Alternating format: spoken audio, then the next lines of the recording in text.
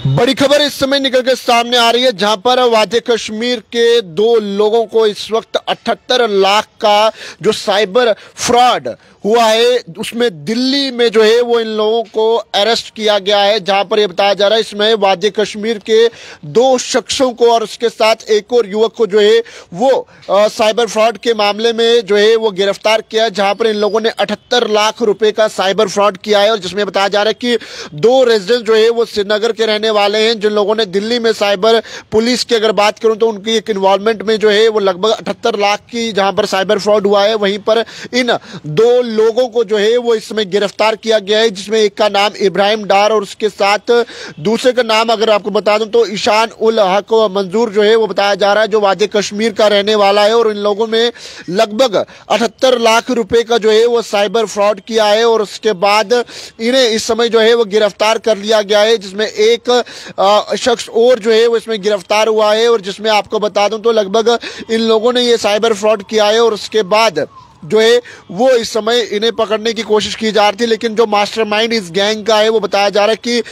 Wing संग शू जो है वो चाइना का रहने वाला है और ये लोग मिलकर जो है वो हिंदुस्तान के अंदर फ्रॉड करने के मामले को जो है वो अंजाम दे रहे थे। लेकिन वहीं पर अब इन्हें जो है वो फिलहाल के लिए गिरफ्तार कर लिया गया है, जहां पर मामला भी जो है वो service Daisy account manager tax India group ने जो है वो लॉन्च की गई थी, यानी कि साइबर क्राइम पुलिस स्टेशन ने जो है पूरे मामले को इन्वेस्टिगेशन करते हुए लगभग 78 लाख रुपए का फ्रॉड जो है उन्होंने किया था। और उसके बाद इन एक्यूज को जो है वो लगातार ढूंढने के प्रयास किया जा रहा था, लेकिन वहीं पर इन्हें एक रेंटेड अकोमोडेशन जो दिल्ली के अंदर जो है ये लोग रेंटेड अकोमोडेशन में रह रहे थे, वहां से इन्हें गिरफ्तार कर लिया है। और फिलहाल के लिए जो है इन्हें पुलिस ने जो है वो डिटेन कर लिया है। और इन्वेस्टिगेशन के दौरान अगर आपको बता दूं तो लगभग इनसे जो है वो कई लैपटॉप्स, आईफोन्स और भी कई सामान जो है वो इसमें जो है वो पकड़ा गया है। और उसके साथ इब्राहिम डार ने इंट्रोगेशन के दौरान ये कहा कि आखिरकार ये पैसा जो है वो जम्मू कश्मीर बैंक के अंदर जो बताया जा रहा है कि जम्मू कश्मीर में एक बैंक खोला गया था, यानी कि वहां पर ये पैसा ट्रांसफर करते थे। और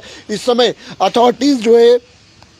वो पूरे मामले को लेकर इन्वेस्टिगेशन कर रही है और जल्द से जल्द जो फ्रॉडलेंट अकाउंट जो है वो ये गैंग ऑपरेट कर रही थी उसे भी पकड़ने की कोशिश की जा रही है। और जिसमें रिपोर्ट्स के मुताबिक आपको बता दूं तो मंजूर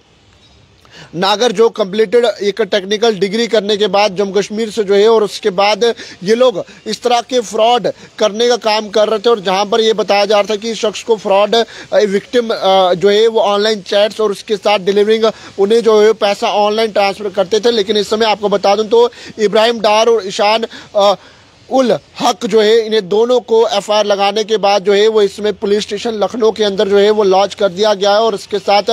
जिस बैंक अकाउंट में जो है वो पैसा ट्रांसफर ये लोग कर रहे थे उसे भी फिलहाल के लिए जो है वो सीज कर लिया गया है।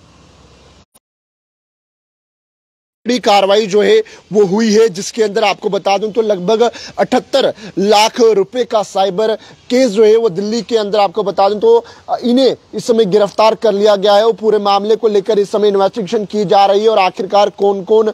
लोग इनके साथ जो है वो इस पूरे काम में मुवज्जिल थे। और जिसमें ये बताया जा रहा है जो किंग पिन यानी कि जो इस गैंग को रन करता था, जो पूरे गैंग चलाता था, इसके अंदर जो साइबर फ्रॉड को लेकर जो है जिसके साथ ये शख्स भी काम कर रहे थे, उन्हें फिलहाल के लिए जो है वो बताया जा रहा है कि वो शख्स चाइना में बैठा है। और उसके बाद अब पूरे मामले को जो है वो लेकर इस समय इन्वेस्टिगेशन की जा रही है और जिसमें बताया जा रहा है कि चाइनीज किंग पिन जो है उसे भी कहीं ना कहीं पकड़ने की कोशिश की जाएगी। लेकिन वादी कश्मीर के इब्राहिम डार और ईशान उल हक दोनों को जो है वो लॉन्च कर लिया गया है और पुलिस स्टेशन लखनऊ में जो है वो ले जाया गया है। कहीं ना कहीं आप आए दिन जिस तरह से देखते हैं कि साइबर फ्रॉड के मामले जो है वो देखने को मिलते हैं, लेकिन कहीं ना कहीं बड़ा साइबर फ्रॉड जो है ये इन लोगों ने किया था 78 लाख रुपए का। और उसके बाद इस समय जो है इन्हें गिरफ्तार कर लिया गया है और आगे की कार्रवाई जो है वो पुलिस जरूर करेगी। और साथ ही साथ तमाम लोगों से भी रिक्वेस्ट करेंगे, अगर जम्मू कश्मीर से आप लोग देख रहे हैं खबर को साथ के साथ शेयर कीजिएगा और